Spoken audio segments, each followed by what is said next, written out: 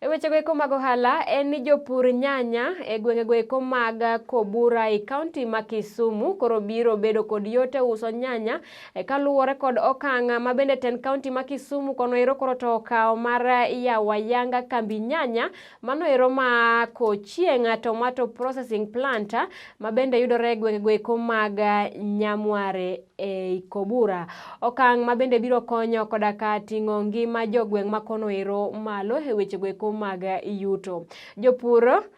mago eko ma gwenge goeko mag Kobura ma bende osebedo kakalo achiedh nade mag yudo chirni mapiyo ne nyanya ma bende magigolo e puothe koro biro yudo yuto kata biro yudo yot e medo malo kwan mag nyanya magipuro kendo yudo yuto mathoth e ohala ma bende gitimo. Jakom mar Kochieng' Multipurpose Cooperative Society mano migosi Walter Adel owacho ni jopur nyanya ma kono ero osebedo ga ka onge kod chenro makare mar yudo chirni ma bende ginyalo uso e nyanya magigolo e puothe kendo yawo kambino ero koro biro konyogi ahinya kaluwore ni nyanya bende koro ok bi kethore kapok giuso.